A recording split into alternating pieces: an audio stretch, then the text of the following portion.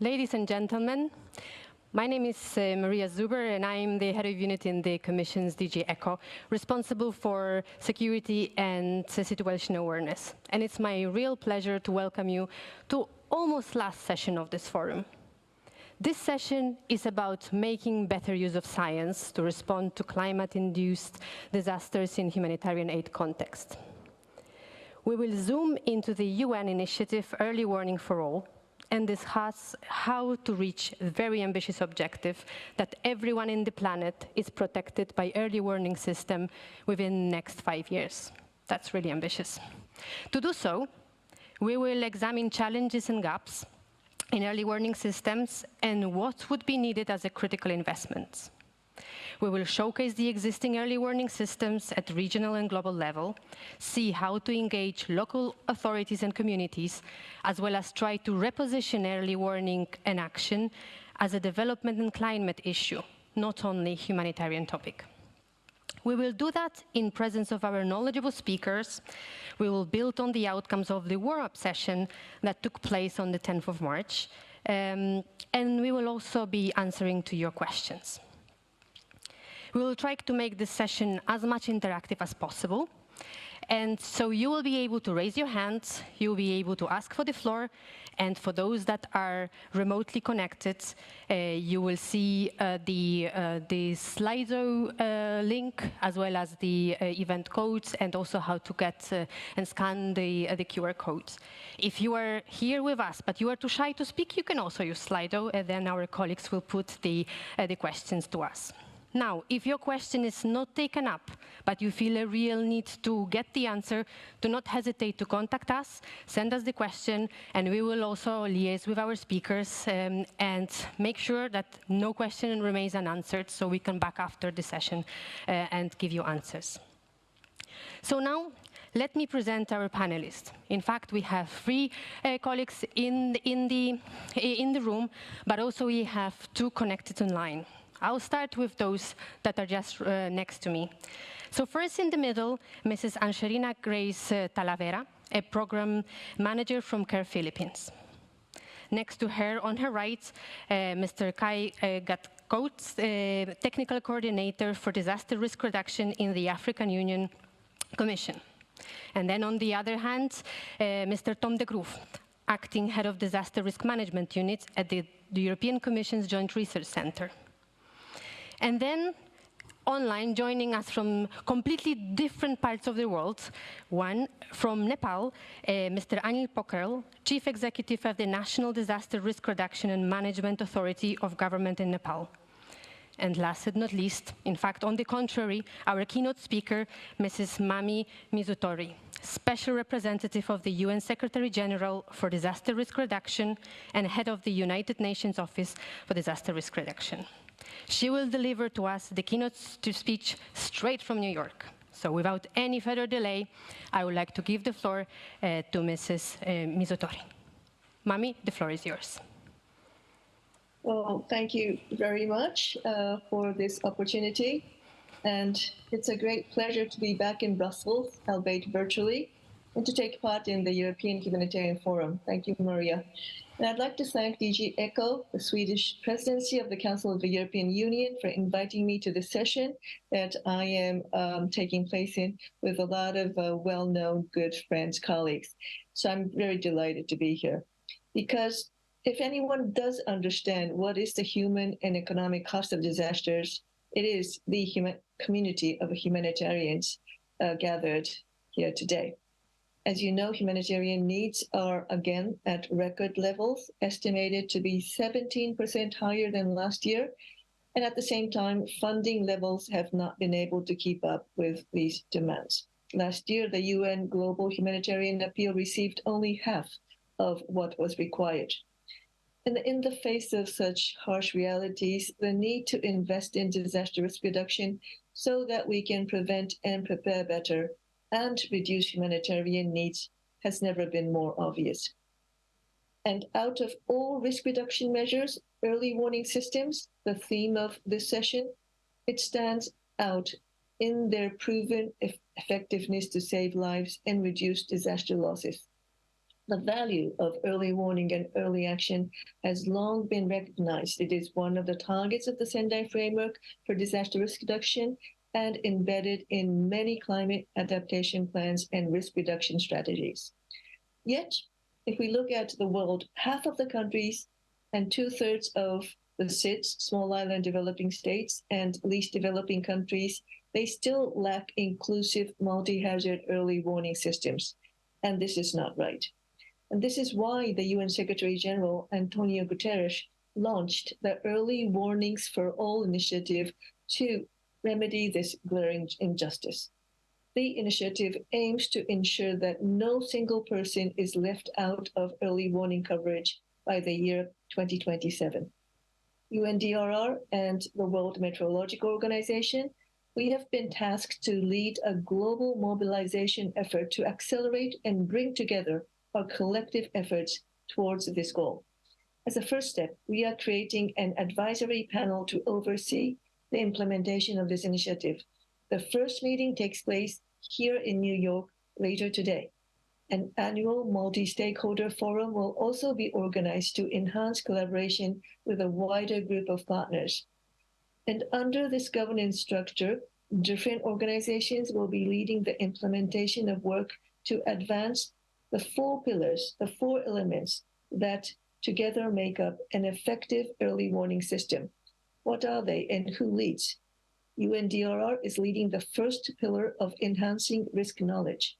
WMO is leading the second pillar of hazard detection and forecasting. The International Telecommunication Union is leading the third pillar of warning dissemination and communication. And the fourth pillar of preparedness to respond is led by the International Federation of Red Cross and Red Crescent Societies. Under each of these pillars, we also have several UN agencies in supporting important roles, including UNDP, OCHA, UNESCO, and WFP, to name just a few. So this is truly a one UN effort and beyond. But there are many challenges. Let me name three challenges which I believe that your community, the humanitarian community, is very well placed to support us. The first challenge is around availability of data to understand the status quo. To mobilize international cooperation and technical support, which has the greatest impact, we need reliable data on the current state of early warning systems in each country. As you can imagine, we lack data from many countries, particularly for SIDS and LDCs. And as these are the countries where many of you are actively engaged in, I want to make an appeal for your support in ensuring that national and local governments can collect and report on this data. The second challenge is ensuring that all the four elements of early warning are equally supported and taken forward together. Traditionally, much of the attention has been directed at pillars 2 and 3, which are detection and communication.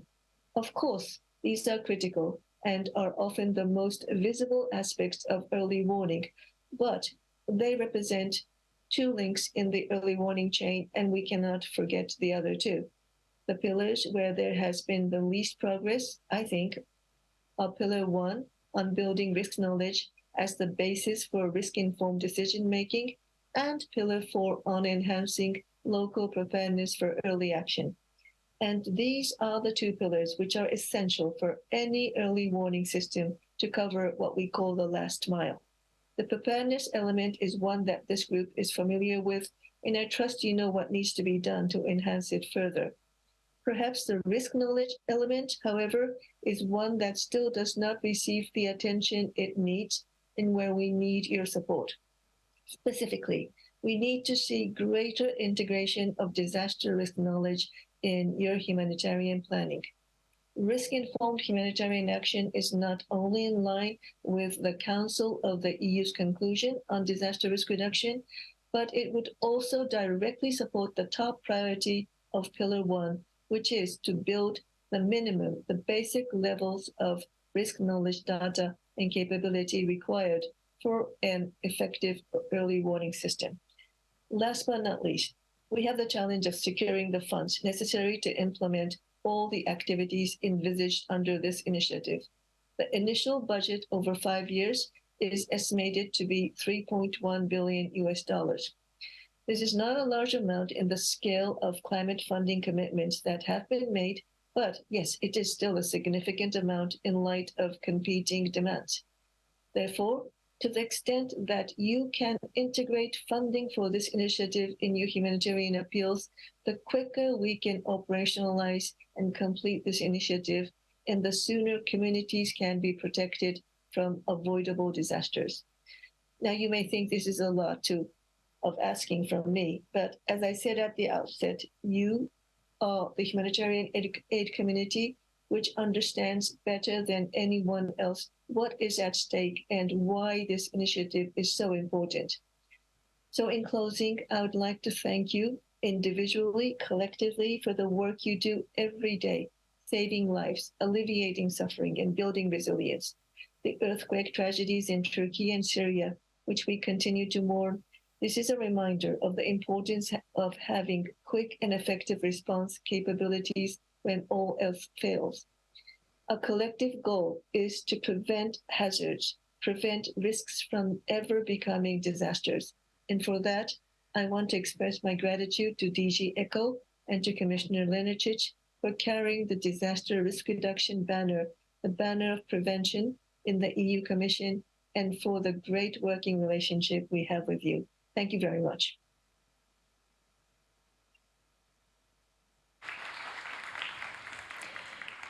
Thank you very much indeed. And yes, we all here gathered together to continue our work. And the message was very clear. We have 5 years to make everyone protected by the early warning. And that's quite ambitious.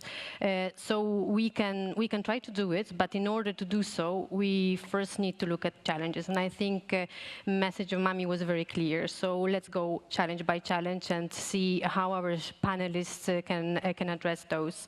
I think first, the challenge that was mentioned was with regards to data. So I have Tom here. So I would like to ask you, Tom, what are the current challenges in early warning systems in regard to data and science? Thank you, Maria. I will break the rules, and I think I will use slides this time. Not many speakers have used slides, but I went to the back of the technical room, and they were going to put up my slides. So I do this because data is so important, and visualizing data is so important to convey messages.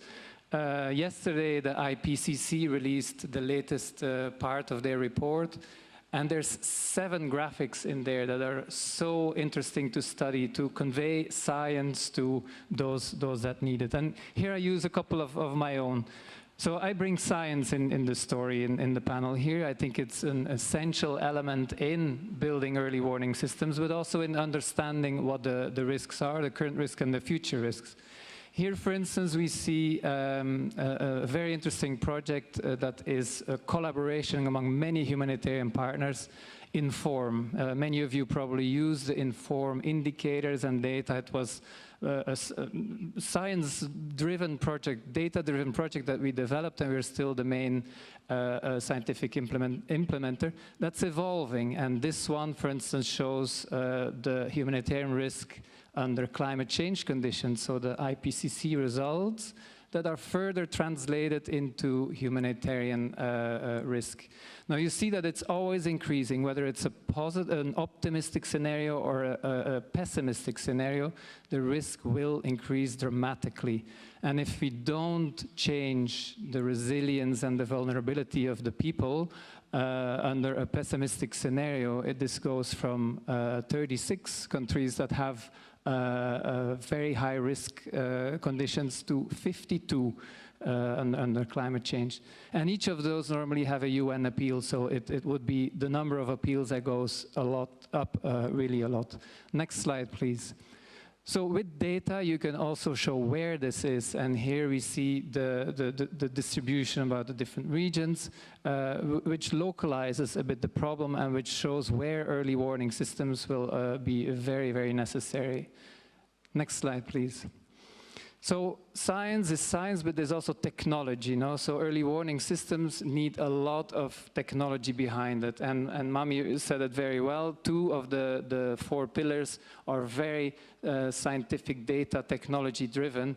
And that's important. We're still not there. We still don't have all that's needed. A lot of research is needed. A lot of development is needed to bring this at the right level everywhere in the world. The Copernicus Emergency Management System is a European system that I hope many of you know, either from the maps it generates after disasters, but also for the early warning it already provides now at global level for floods, wildfires, and droughts. Next slide, please. So a lot is already there, but what are the key challenges? And I think I want to summarize it a bit like this. So still we need the science and lots of people working to bring earlier warnings. It's still not early enough. We have to anticipate sometimes longer, 6 months ahead perhaps. We need not only quantitative but also qualitative ways to look ahead, and there's of course a lot of development there on AI, high performance computing, etc. We also need smarter warnings, not just a hazard is coming, but multi-hazard and impact-based to anticipate beforehand what the impact will be, not just of the hazard, but in terms of the different sectors, in terms of the needs that this will generate. And it is possible to model a lot of these things. So we should, as a community and a research community, really work on this. And finally, to make the warnings local. Other speakers will speak on this for sure, but it is important that also from the scientific side, from the technological side, we think of how the warning in the end is received by the people in terms of language, in terms of disaggregated data for gender disaggregated or disabilities, etc. All these things should be taken into account. Also upstream, so that this information can be generated and delivered in the right way to the end user. So these are a couple of the challenges out there, and I came back just from Japan, where there was a large meeting where also Mami was there on the scientific community, and a lot of this was discussed. Of course, the scientific community is very engaged in this. Thank you, Tom. I'll jump immediately on your last point on local warnings and warnings with people, because that also was one of the key takeaways from the warm-up session, that localization should remain a key priority of early warning programs, and that actually focusing on local level solution empowers affected communities and lowers the cost of programming and implementation. So with this, I will go to next challenge that Mami mentioned related to the Pillar 4, and I would like to ask Anil, what are the current challenges with regards to local preparedness capacities and how to design better people-centered early warning systems? Thank you. First and foremost, it's such a pleasure to be sharing this panel with such distinguished speakers, with yourself, Madam Excellency Mami Mizutori, and distinguished colleagues who have such a track record of, again, working on this sector for such a number of years. Here in Nepal, our basis for localization actually is underpinned by our constitution. The 2015 constitution set the course for a major shift of power from the federal government to the provincial and to the local governments, all 753 of them. And the constitution also places responsibilities for disaster management with the local governments. And then disaster management is also in the current list of activities to be done by the federal and the provincial governments. So it is in this context, I'd like to kind of postulate my submissions to this event today. The National Disaster Risk Reduction and Management Authority, NDRMA, was established only 3 years back. We're one of the youngest NDMOs in the world, and we work with the local governments, especially in terms of building the capacity and addressing some of those challenges in such a high risk, multiple hazard situation. How we are doing it is basically by supporting our municipal governments to be able to map each and every household assets down to a household level, map who lives in their houses, especially the gender disaggregated data, but also looking at age, looking at children, looking at pregnant pregnant women and lactating mothers, but also more importantly, we've been able to track different forms of disabilities, persons with disabilities, children with disabilities, women or elderly with disabilities, down to household level. We're also mapping again what kind of access to information technologies do they have it at down to a household level, working collectively with multiple agencies, an ecosystem of agencies that we call the Nepal Red Cross, including multiple development partners such as the UN agencies, UNDP in particular, institutions such as RIMES. We've been able to work together in terms of translating these observations, the science, down to a local level.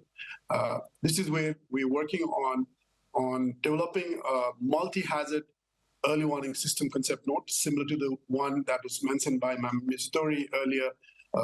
We've received an executive order to prepare a national concept note for a multi-hazard early warning system that looks at the priority areas, but also looks at how much financing do we need by 2030.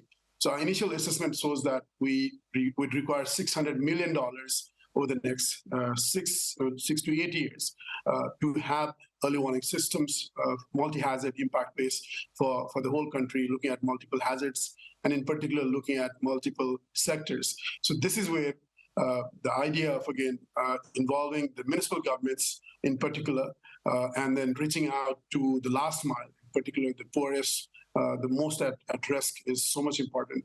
Technology plays a major role in such kind of situations.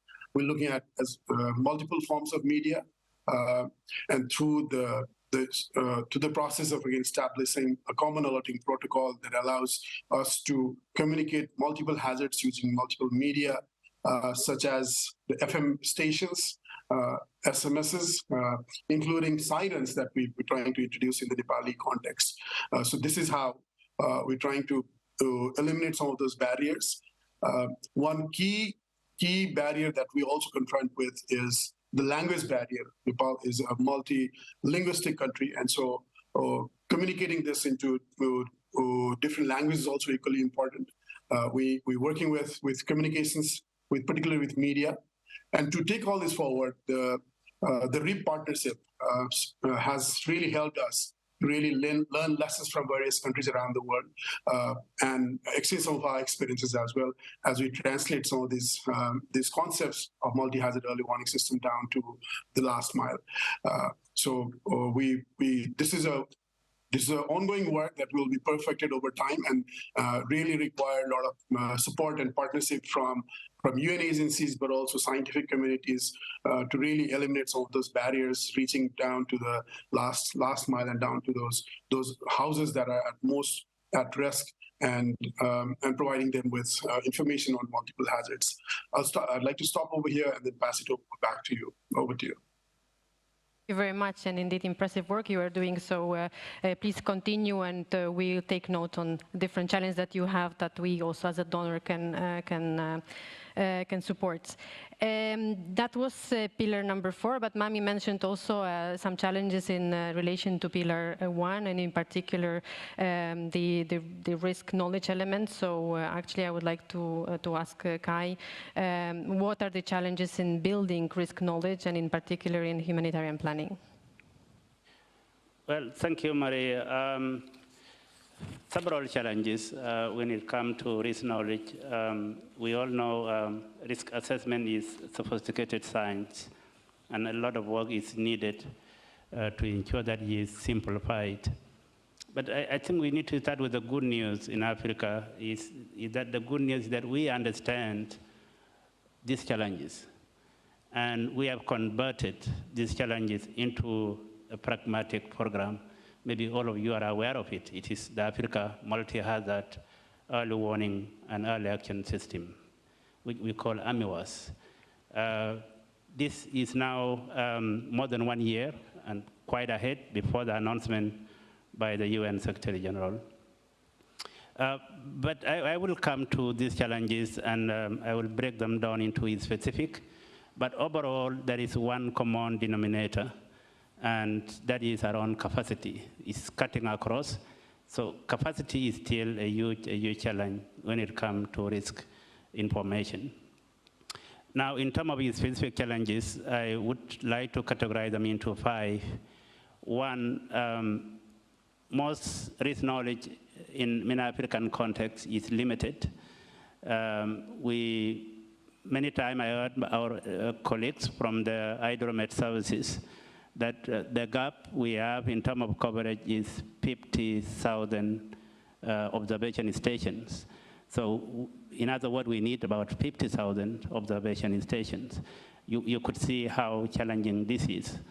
And the available infrastructure, despite investment, is still characterized by uncertainties. Over time, we have seen communities are warned to leave, and the other does not occur, and this also creates some sort of mistrust between scientists and communities. So that is one big challenge, the limited nature of that. The second challenge is the risk knowledge is quite unrepresentative in terms of the actual the magnitude of risk that we face, and the information that is available most of the time is not disaggregated by gender or by other groups. And this really makes it very, very difficult to develop programs that can be, that can support the most vulnerable part of the communities. And this is really a big area of one of the challenges that we have. The third challenge is actually the fragmentation of risk information. Sometimes you have this risk information, but it's scattered across sectors, and it's without an instrument that reinforces sharing of information. It actually becomes very difficult. Then you have this data sitting in different line ministries. So this is a big challenge as well. Also, given that we also lack some sort of technology to ensure that there is interoperability between different entities to use that information for decision making. The fourth challenge that we have is the underutilization of the existing information. Well, this is a paradox as well. Despite lack of adequate information, but even the limited information that we have is rarely utilized. And there are two areas in that. One, if you all follow what happened in 2019 in one of the cyclones, communities were warned, and that was an order to evacuate. But some people had to go back and get their generators, and then they went. So there is this lack of utilizing risk information to save life, and there is also resistance from people that the early warning intend to serve. And again, this is also about risk perception, cultural values, which we need to break. Very much is related to that. But also, we see the available risk information is not used for policy planning, development, and we have seen over the years, disasters in Africa are becoming more and more urgent. And this is because development is taking place in risk-prone areas. Yet there is actually information that some areas are protected. So this underutilization of available information is also quite a challenge, but it's also related to capacity. The last one I would emphasize is the internationalization of risk assessment. I think we need to understand that risk, vulnerability, exposure, and all these components are context specific. So a methodology that works somewhere does not work everywhere. And therefore, I think the key thing here is we need to ensure that participation of local stakeholders, and not only their participation, but their ability to lead and own the process. is key to break some of these barriers, including perception. But sometimes we get it wrong. We try to bring methodologies that we feel can fit in that context. So our approach really at the moment is to build on local know-how, including the African indigenous knowledge systems, which are very, very valuable and are at use at the moment. We also have large number of volunteers in many African countries. I think we can leverage these capacities to ensure that there is capacity for data collection analysis. We also need to leverage a number of technologies that exist, the universities, the students, and I think these are entry points in which we can be able to build sustainable capacity for risk assessments. Thank you. Thank you very much. And indeed, I mean, you mentioned that you at least understand the challenges. We've been talking about challenges, and that's very important, because once we understand the challenges, then we can turn into needs and how to actually cover this. I think before Anil already mentioned some needs, in particular funding, but I want to go back again to the warm-up session and another key takeaway that was about humanitarian and development actors needing to work together. And I think, again, this is a topical word that comes up in different sessions in that forum, but the nexus here is very important, and that's why I will now turn to Angelina and ask her questions. What should be the respective responsibility across the HDP nexus? And both, I mean, you are program managers, so in programming, again, happy to hear about funding needs, gaps, or maybe other points. So Angelina, floor is yours. Thank you, Maria. I would like to take off from the point of our colleagues in terms of one of the key challenges that has been mentioned on data and risk knowledge. And I want to link this to an earlier session today on the humanitarian development and peace nexus, where we talked extensively about the context analysis from the perspective of humanitarian needs, from the perspective of development needs in terms of climate risks, and in terms of environmental degradation, which are all very vital parts of the ecosystems that we are in. And I think that's one of the key links that we should first look into in terms of the HDP nexus and early warning system. Bring together the context analysis that looks at the communities we live in that comprehensive manner, and we bring to it the science and how we make sense of the information that we have.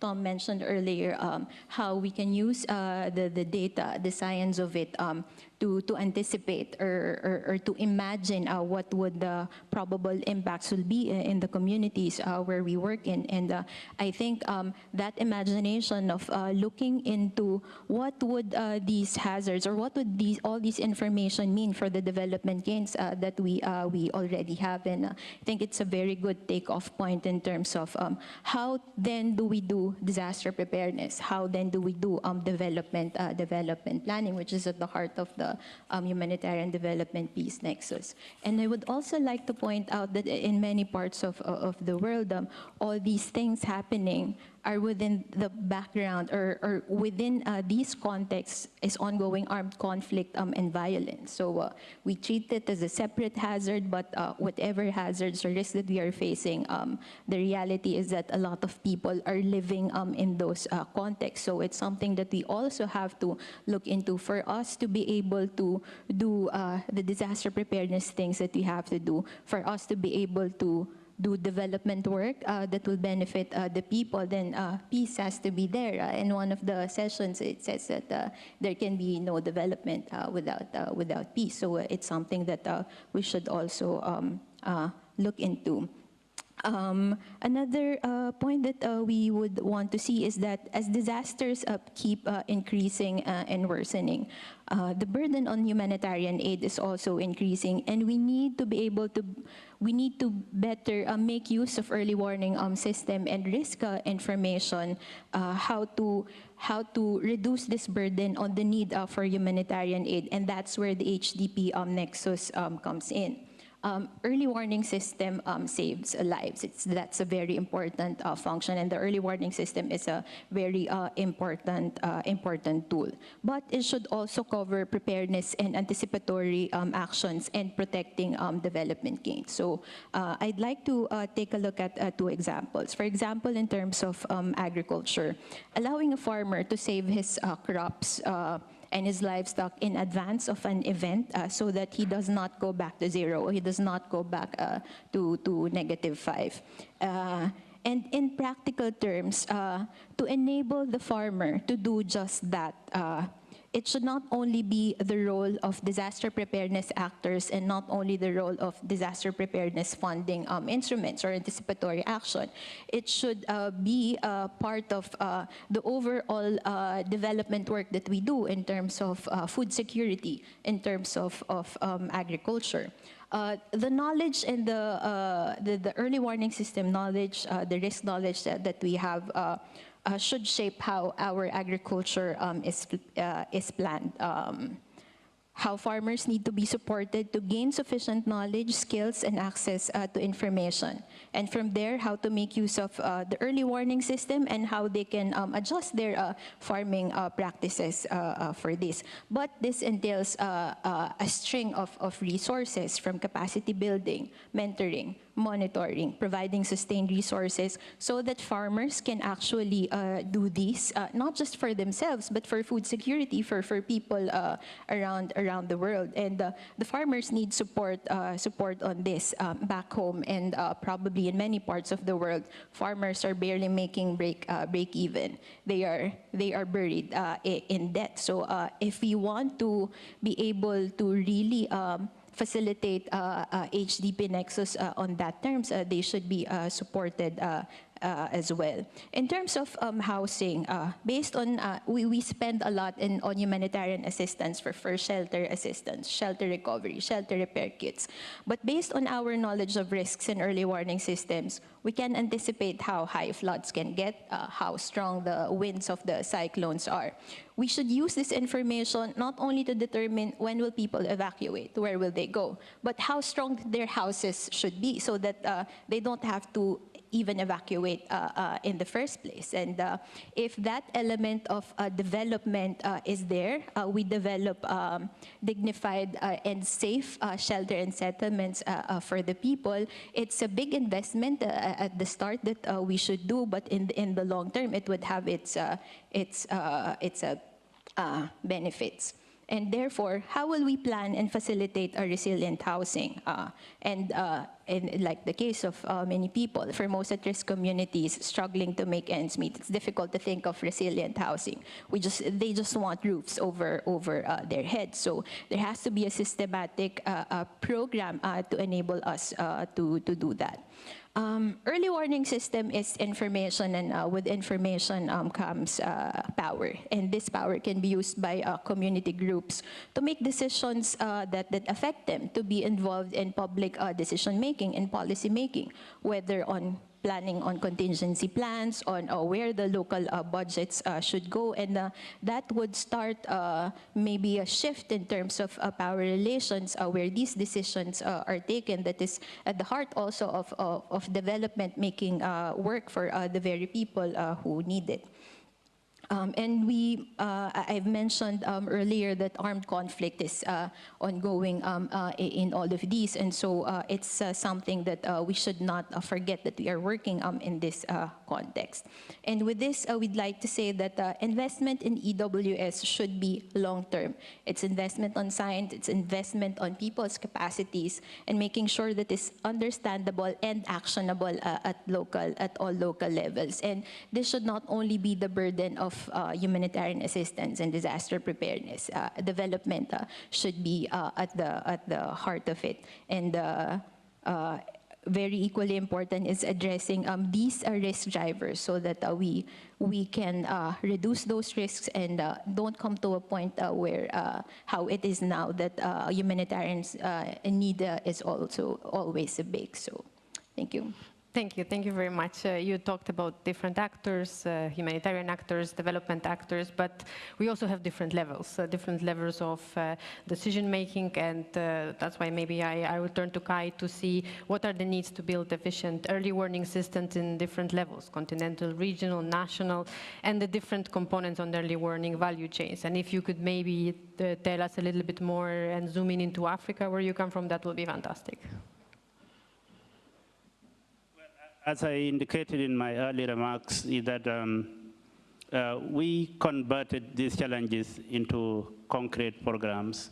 And at the moment, we are implementing the Africa Multi-Hazard Early Warning and Early Action System program, thanks to the support from the Italian government and UNDRR.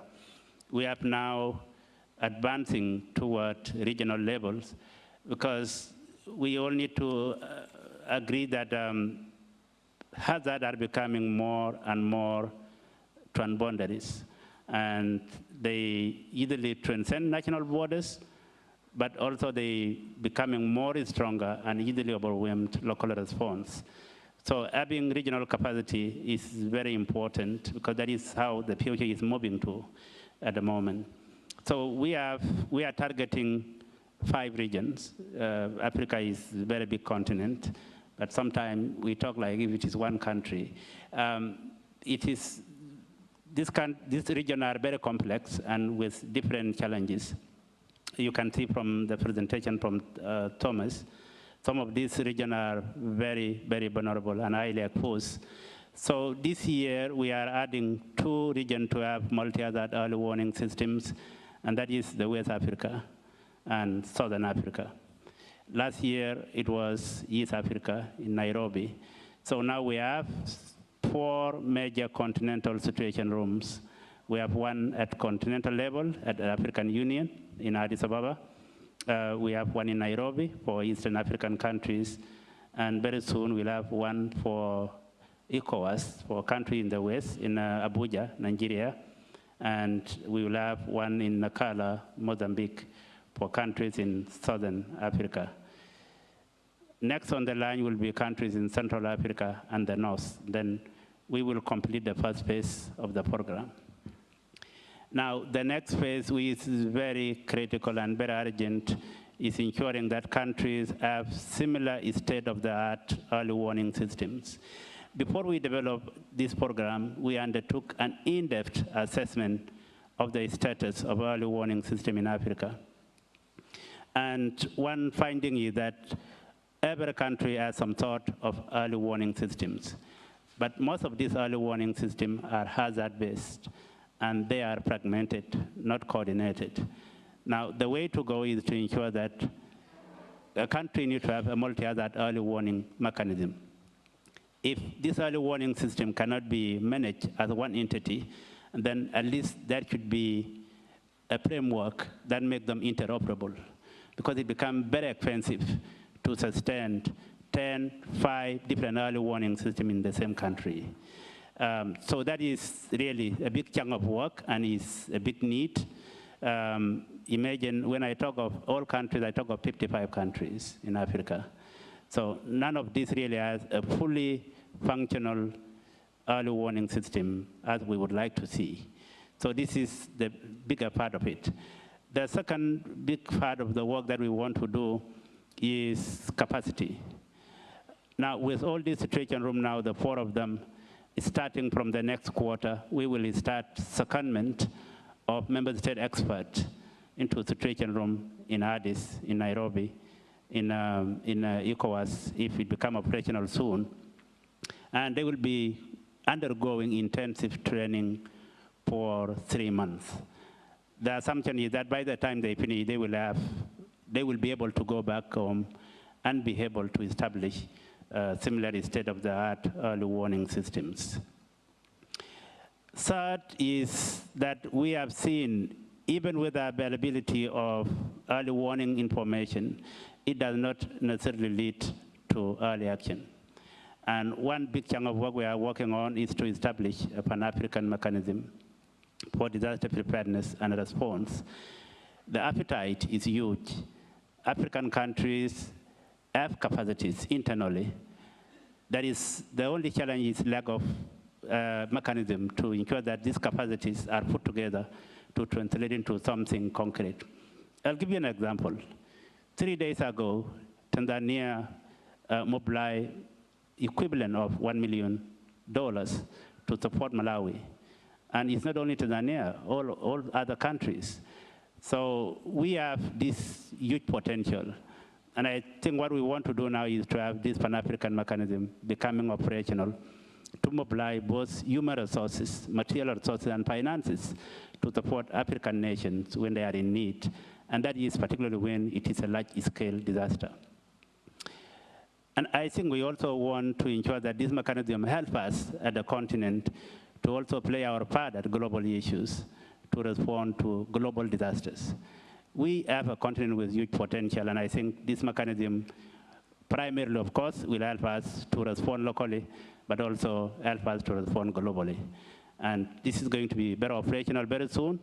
The good news is that this is financed by African countries themselves, the establishment. And we have seen huge support from Algeria, contributing both human resources and finances. So this is really a way to go to ensure that we have these preparedness capabilities. Thank you. Thank you very much. Very good to hear how you go in Africa about enhancing capacities. We've heard Anil talking about how he's working in Nepal. So now the last prepared question for Tom will be, what are the next steps from the EU side? So, but I will just hold on a second before we give the floor to Tom. Please just let you know that Mami can stay with us till 5 o'clock, so she will be able to take one question. So please push on Slido. So I hope that we can get, whilst Tom is speaking, you are thinking of questions for Mami, push on Slido, think for a question for Mami, and we will take it just after Tom's intervention so that we can still take advantage of Mami's presence with us and so that she can answer a question. But with now I will give the floor to Tom for the last questions, and then we'll start an open Q&A. Thank you, Maria. So very interesting session, lots of ideas on the different blocks that Mami was presenting to us, now the four areas for development. And I think in the end, science plays a role in all of them. It's also about understanding how to communicate to people. We know in COVID, the warnings, disinformation can have an amazing influence on how people act to warnings. So there's a bit science in everywhere that really we have to bring all together to progress and build these global early warning capacity. Very interesting too is that early warning systems are not only to save lives, or they definitely can save lives, but it has to go beyond in the way. It has to save livelihoods and then also property and assets. So that's also a different way of thinking about early warning systems, different kind of actions that would be triggered, and it needs earlier and smarter warning systems that have an integrated view of what happens in the different sectors. For droughts, for example, we work very hard on sectoral warning systems so that the drought, we understand what the drought means for the energy sector, for the transport sector, for the agriculture sector, and of course for people's access to water, etc. This is in Europe, but also at global level, of course, this is very much true. We have the water conference now, and I think Mami is there in New York to talk about this, where water is, of course, a central part, and it's essential for much of the hazards that are impacting us. So pushing to that way, so to engage also with the insurance sector, so that there's also not only lives, but the protection of capital and the development that was included. Very important also to build on existing capacity. There's a lot of new things that need to be done, but there is already a lot. For example, the Copernicus system I managed before is a big achievement of the EU over 25 years of investment in satellite technology, infrastructure that is there, and needs-based, really user-based services that are being derived from this. So it is an investment that now is paying off in terms of what it can do.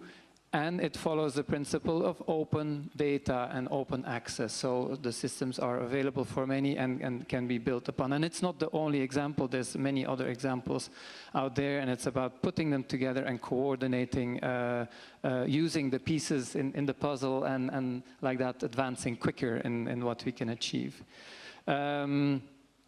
What I want to say last is that, for instance, for the Copernicus system, this is not just science, it's not just technology, but it's a combination of many things. For instance, in the Commission, this is several services contributing to this with money, so this can be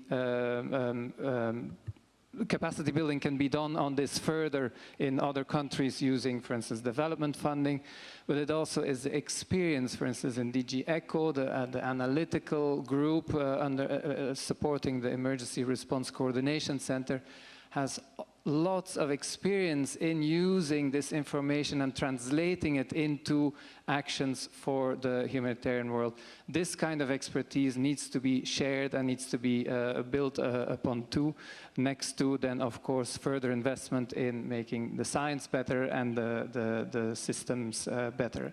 Collaboration with regional partners, national partners is very important. Today in Ispra in Italy, where I'm from, we're hosting a delegation from Morocco, for example, to really look into detail into how the drought early warning works. And these are just some examples of how to go forward.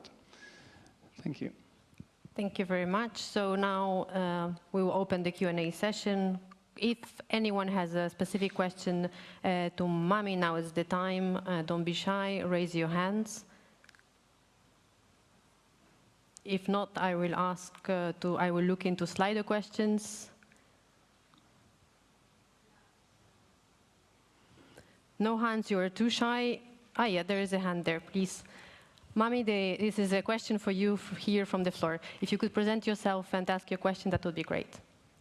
Thank you. My name is Cecilia. I work for UNEP. The question is for Mami, but I think it's also for all of us. The issue of early warning, sometimes I do get frustrated because I feel it tends to be addressed sort of as a standalone issue.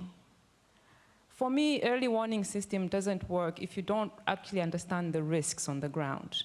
If you don't understand the vulnerabilities, if you don't understand the land use changes, have the forest been destroyed, as soon as you change the land or the biodiversity or the forests that we're protecting the people, your risk changes immensely.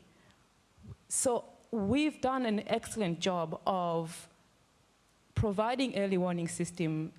I'm from Malawi. Kai was mentioning Malawi earlier.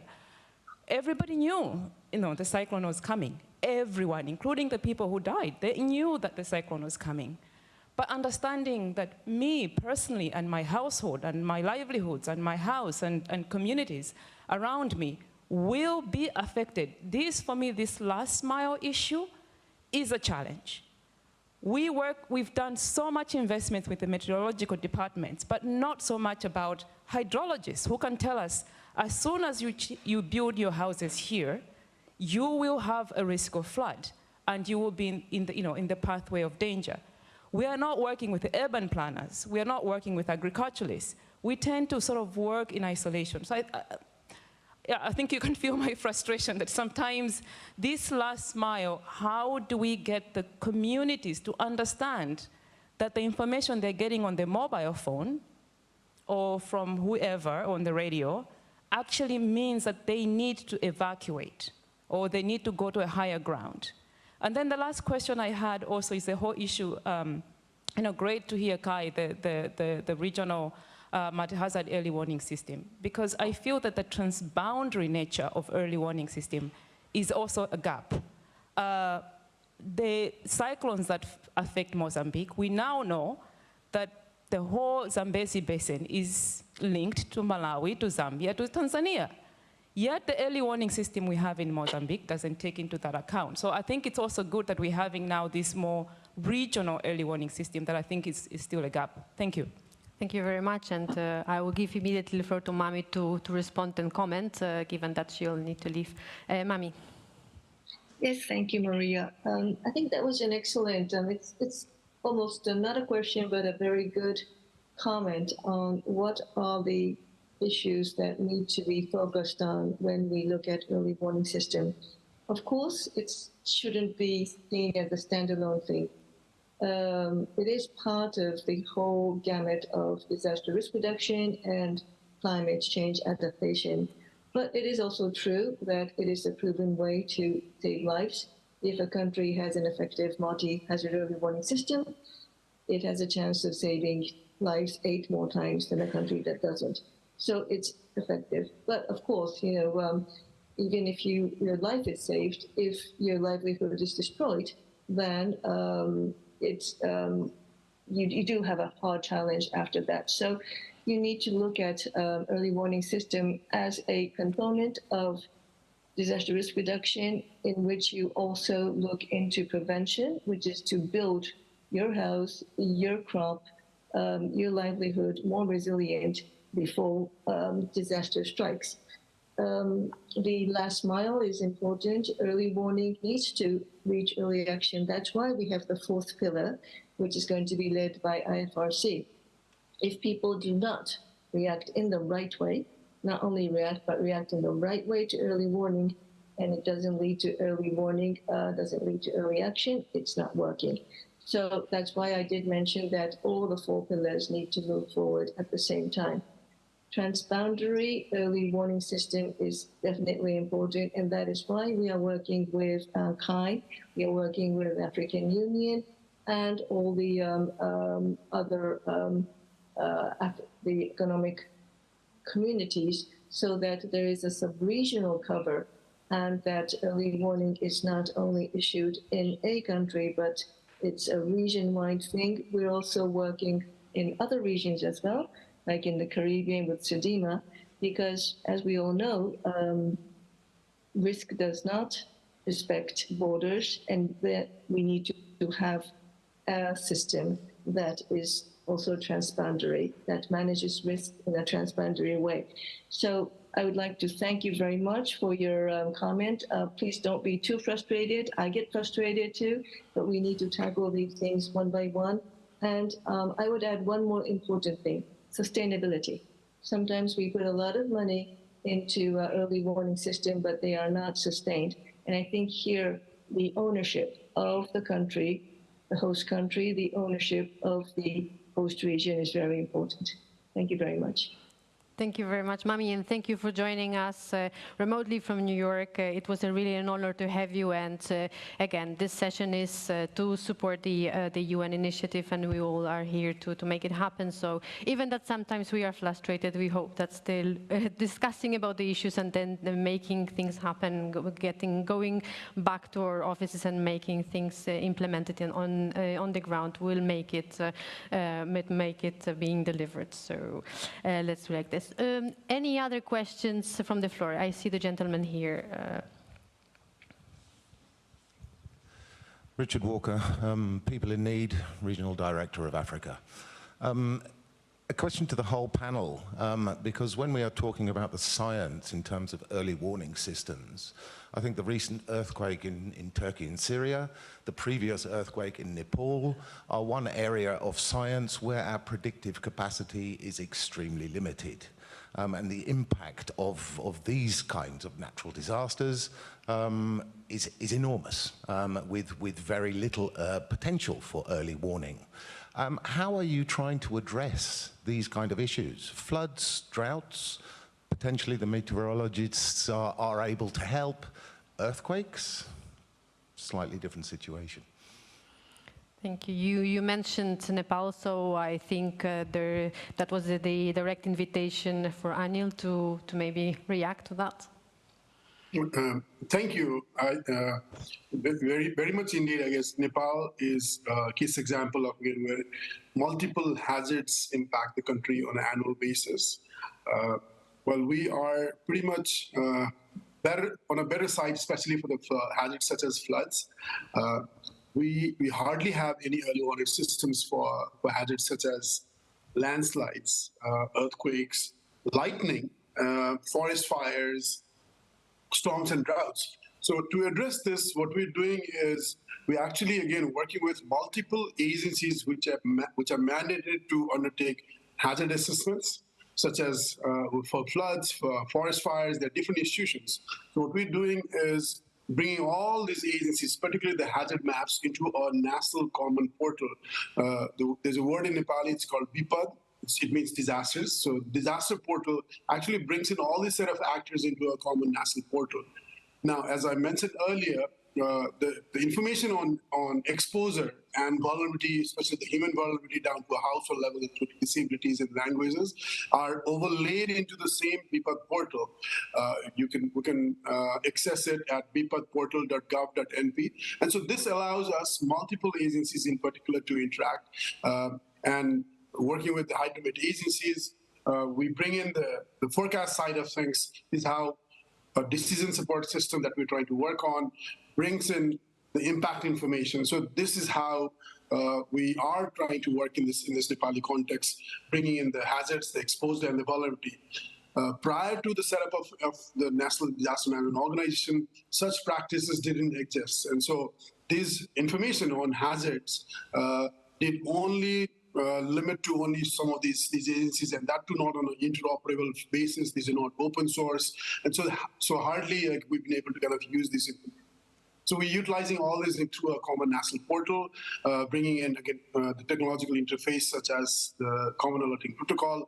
We're using, again, multiple forms of media, trying to work with various private sectors, especially in terms of ways of, again, reaching out using different forms of, again, mass alerts, mass SMSs, and including FM. So this is where we are gradually inching towards a multi-hazard environment. Earthquakes, in particular, are not as complex as landslides, where the science is yet to be developed. But what we've started beginning is to set up sensors in certain areas, so we could have some of those P waves traveling to those areas, especially if you take the 2015 earthquake, had we been able to kind of set up a system, we'd perhaps been able to inform around like 40 seconds in advance, so that people would have at least time to kind of get out of their houses and go to an open space. So, but this is yet a system yet to be developed. The hazard information has been there, but in terms of alerting these people without any time lag, there's such a need, such a dire need. And so we're working with private sectors, learning from international experiences. I see, again, there's people from various international agencies as well, also in the floor, who could perhaps also add into this situation.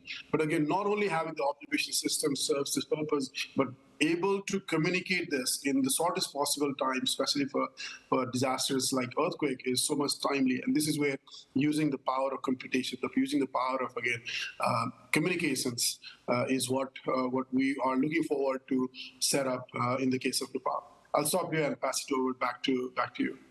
Thank you. And you mentioned also Syria and Turkey, and in fact, I mean, the EU response was a huge, and actually we're working together with the Joint Research Center and Tom, so maybe I also give the floor to Tom to complement from his side to answer your question. Okay, thank you. But early warning is only one tool in the toolbox. Now, if I refer back to the slides that I showed in the beginning, the risk, the potential risk will increase provided the resilience and the vulnerability of people stays the same. Now that means that if we don't invest in reducing the risk, the vulnerability, if for earthquakes we build risk. Now we put houses in the wrong place, really. If the houses are not built the right way, then they are at risk. If they're built the right way, they're not at risk. It's a simplification, but basically this is the thing. You should avoid building new risk. You will never be able to use early warning systems for earthquakes or for things like that. That's not the point. Then you have to look at other things like increasing resilience and reducing vulnerability. Early warning systems are very useful for other things, like for droughts, you have it way in advance, and then you can look at trade-offs between energy sector and water and agriculture and all these types of things. You can make very complex decisions that are not only about saving lives, but also about saving livelihoods and other things. And that's where they can be very useful. Thank you. Now I will go to Slido. I have a couple of questions, and I hear that. Let me just read that one. Good to hear from African Union and Ansharina about the application of behavioral science in the design. How will this translate into the bigger picture? And I see Ansharina and Kai, that would be to you.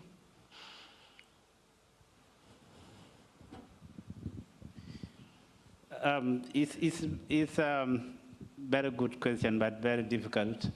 I always say sometimes it's quite insane when somebody decides not to move his or her family because they don't want to leave a graveyard of a grandmother.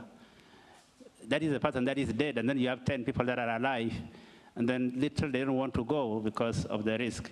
I think this is really a big challenge. There are cultural issues that are very dear to the people you want to move. And that's why we say top-down approaches do not work in this situation. It just means that we need to work with local people, with the people that face that risk. They have the solution. And involving them and own the process means that when that time comes, they will be able to go. But coming from outside, telling somebody come and move, this is quite awkward. And there are issues of trust also. Maybe you're planning to take their land. So there are a lot of issues. So I think the solution is working with the people. Let them lead, let them own the process. And we'll be able to address some of these behavioral challenges when it comes to early warning systems. Angelina, that's how you design your projects and programs? Yes, I was thinking that we raised earlier some of the challenges in terms of early warning system is that how the people are not taking action, but then we go back to the why. We think about, are these early warning systems actionable and why they are not responding to it? There can be a lot of different factors. We see a family not in the urban poor communities in Manila not evacuating. Well, why is it that if they have the right information? And then we see that because they will be going into cramped evacuation centers where there will be higher risks for them. And I think the behavioral sciences part of it is how we make sure that the information, the early warning system that we have reaches to the point that it's actionable, that it's something that the people accept, something that the people understand, and therefore it becomes effective. And I think the early warning system will only be truly effective if it gets action on the ground, and then whatever challenges that we are facing on the ground will go back to the system and see how they can be improved, how they can be tweaked, so that in the end it's appropriate and owned by the people who need to use the early warning systems in the first place.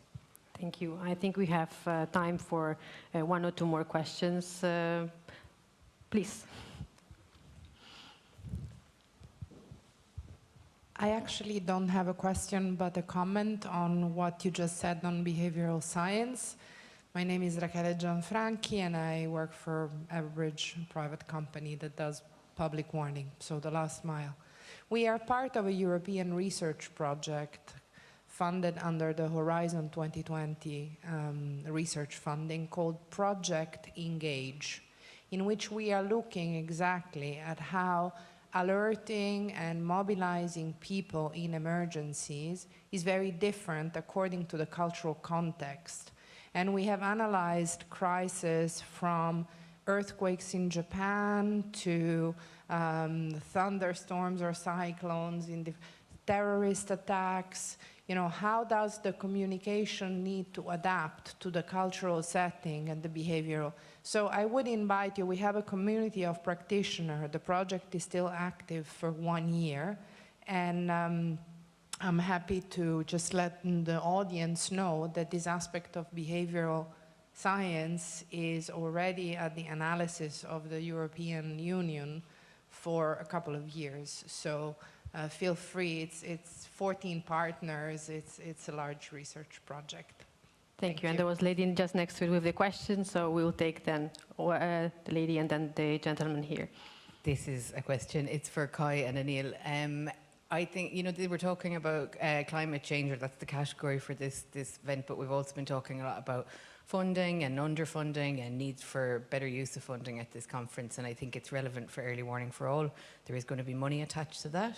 There's also the expectation that existing money is programmed better.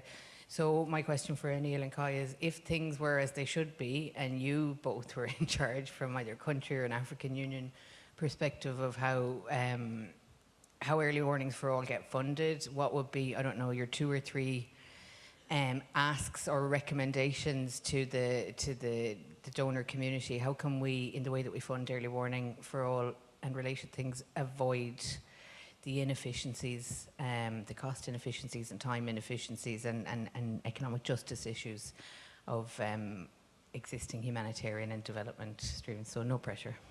Okay. Well, free asks. Kai. Would you want to? Okay, the last question, and then we go back to the panel. Okay, thank you. Clément Iraola, working for the European Network for Central Africa, and also doing research on climate security. I had a question about the early warnings time perspective. Would the early warning systems also allow to look at slow onset events? Like we're talking about obviously natural hazards like cyclones and earthquakes that are short terms and are crucial. But are we also looking at longer term perspective like soil degradation, land degradation that will in the next years and decades imply also great vulnerability, and that would actually lead us to look at other areas of the world that are maybe right now not as fragile as others, but that will come after. I'm talking about the example of the Horn of Africa is one example. The Sahel was the hotspot in terms of climate security in the first years, and the Horn of Africa wasn't looked at that much, and now the Horn of Africa is the hotspot.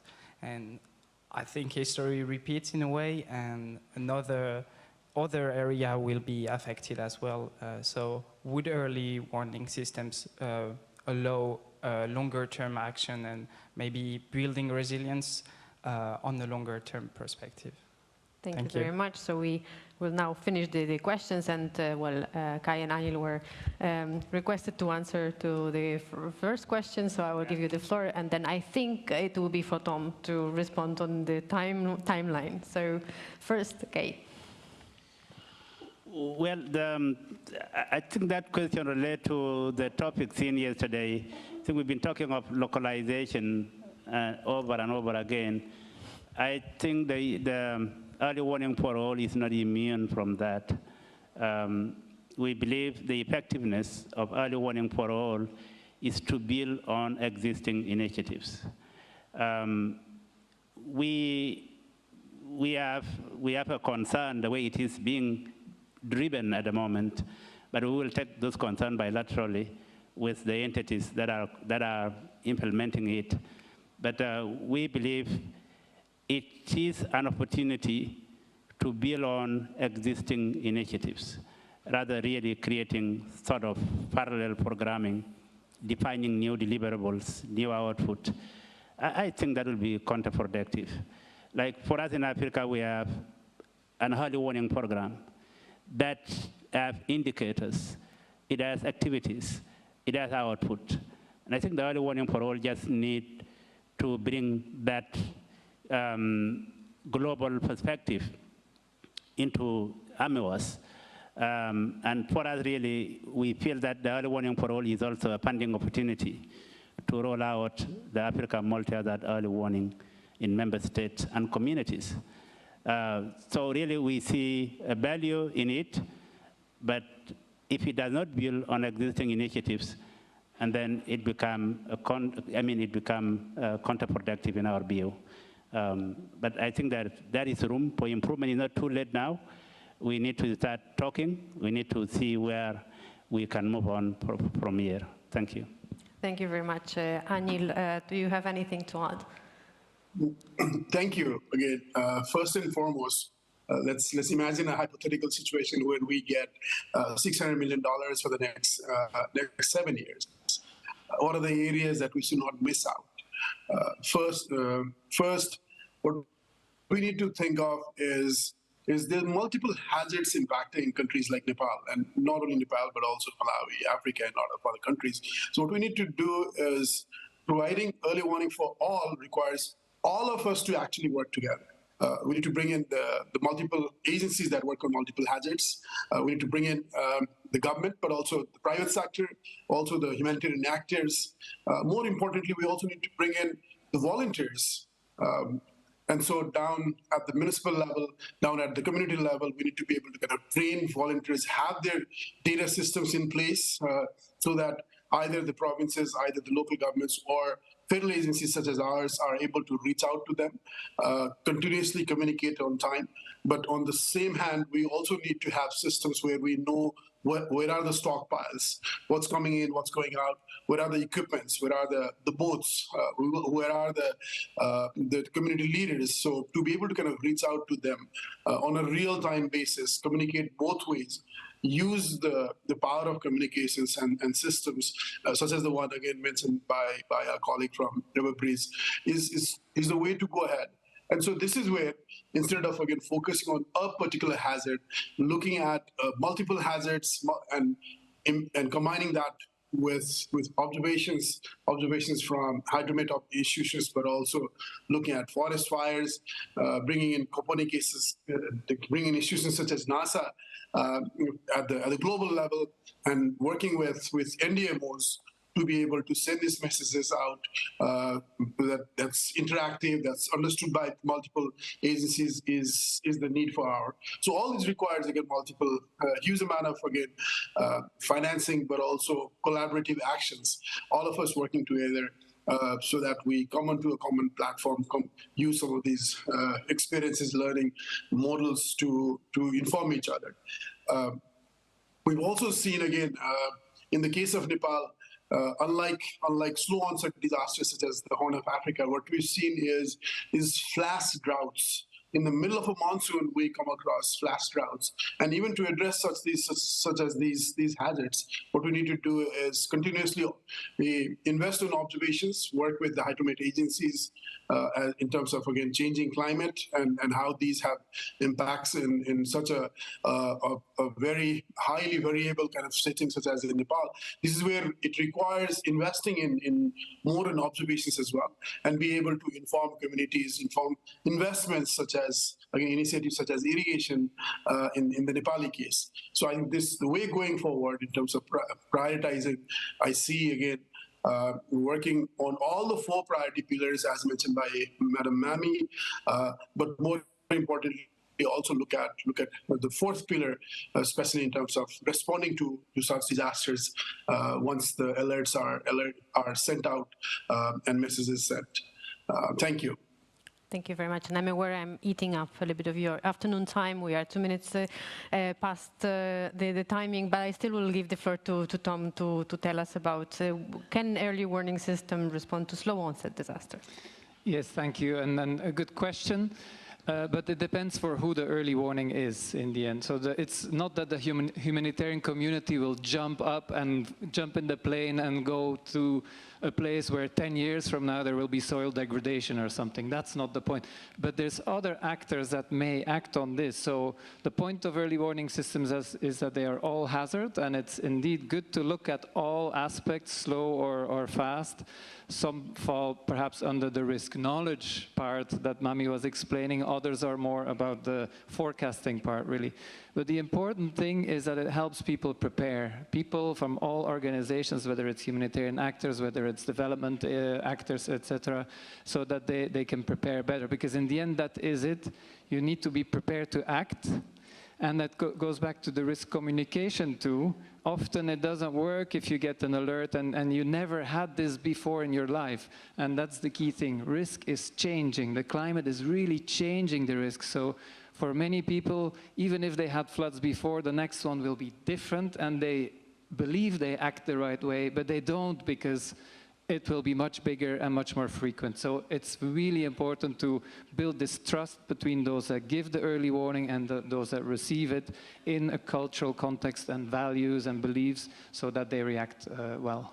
Yeah, thank you very much. And just to conclude, it's not easy to draw conclusions, and I think the forum was to promote coordination among all the relevant stakeholders at the international level. But what became very clear from this discussion, that at the same time we really need to invest in regional, national and local initiatives, because that will be something that will complement the efforts to implement the UN Early Warning System for All initiative.